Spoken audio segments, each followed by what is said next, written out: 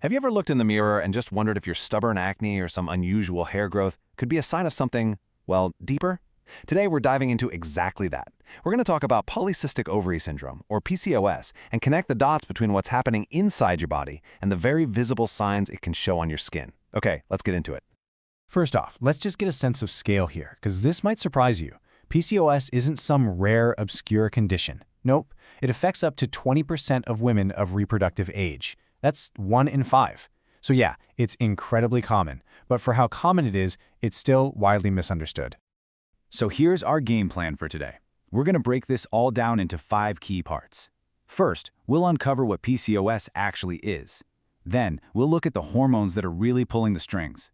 After that, we'll do a deep dive into cystic acne, explore the whole too much and too little hair situation, and finally, we'll tie it all together to see the big picture. All right, so let's start at the very beginning. Section 1, what in the world is PCOS? You've probably heard the term thrown around, but the actual definition can feel a little fuzzy. Let's clear that up. Here's the key thing to get. PCOS isn't just one single problem. It's actually this complex mix of issues that involves your gynecological system, your endocrine or hormone system, and even your metabolic system. And it's this complexity, this mix, that explains why it can look so different from person to person. So you might be wondering, how do doctors even begin to diagnose something so complicated? Well, they have a pretty straightforward guideline they use, known as the Rotterdam criteria. You can just think of it as the 2 out of 3 rule. And here are those 3 criteria. First up, elevated androgens. These are hormones like testosterone. Second, irregular periods, and specifically, we're talking fewer than 8 cycles in a whole year. And the third is what gives PCOS its name, seeing a whole bunch of small follicles on an ovary during an ultrasound. Now, you don't need all 3. A diagnosis is made if you check at least 2 of these boxes. Okay, now that we have a handle on what PCOS is, let's move on to the big question. Why? Why does it mess with your skin so much? The answer, as you can probably guess, all comes down to hormones. And really, there are 2 main hormonal troublemakers we need to talk about. On one hand, you have hyperandrogenism. That's just a fancy word for those excess androgens we just mentioned. This is the main culprit behind the acne, the extra body hair, and even the hair loss on your head. Then you have insulin resistance, which is another common piece of the PCOS puzzle. This is linked to something totally different, those darkened, velvety patches of skin you might see in body folds.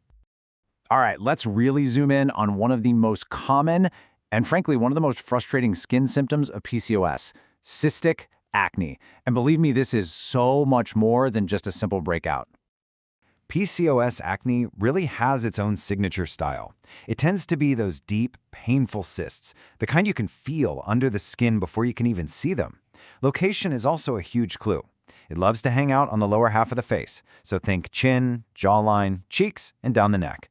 And the really maddening part, it often just laughs in the face of all the usual acne treatments. So how does this happen exactly? Well, think of it like a domino effect in 3 steps. Step 1, those high androgen levels basically scream at your oil glands to work overtime, producing way too much oil, or sebum. Step 2, all that extra oil mixes with dead skin cells, and boom, you've got a seriously clogged pore. And finally, step 3, that clogged pore becomes the perfect party spot for bacteria, which then triggers that deep, painful inflammation we know and hate as a cyst. Okay, next up, let's talk about something that seems like a total contradiction, a real paradox of PCOS. We're talking about hair. How can one single condition cause you to have way too much hair in some places and not enough in others? Well, the answer comes down to one single, very powerful hormone. Its name is dihydrotestosterone, or just DHT for short. It's a super potent form of testosterone, and it's this one molecule that's responsible for these 2 completely opposite effects on hair, all depending on where that hair is on your body. So first, let's look at the too much hair side of things. This is a condition called hirsutism. What's happening is that in places like the face, chest, or abdomen, DHT gets to work on the hair follicles. It basically transforms that superfine, light peach fuzz into thick, dark, more noticeable hair.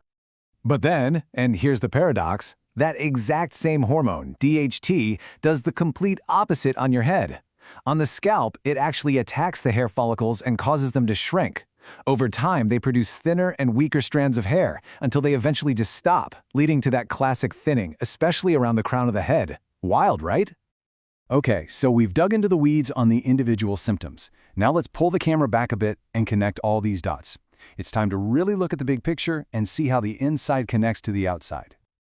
This table really just lays it all out so clearly. You can literally draw a straight line from the cause to the effect. You see hyperandrogenism on one side, and it points directly to cystic acne, hirsutism, and hair loss. You see insulin resistance, and it points right to those dark skin patches. It's a perfect little roadmap. And this is the main thing I really want you to take away from all of this. Your skin isn't creating these problems on its own. In the world of PCOS, your skin is acting like a messenger. It's giving you these really important visual clues about the complex hormonal story that's unfolding inside your body. I love this quote because it just sums it up perfectly. What you're seeing on the outside, the acne, the hair changes, it is so much more than just a cosmetic issue. It's a real, valid sign of an underlying condition that absolutely deserves to be seen and understood. So, we've walked through the how and the why behind PCOS and its effects on the skin. And really getting this, just understanding the connection is such a powerful first step.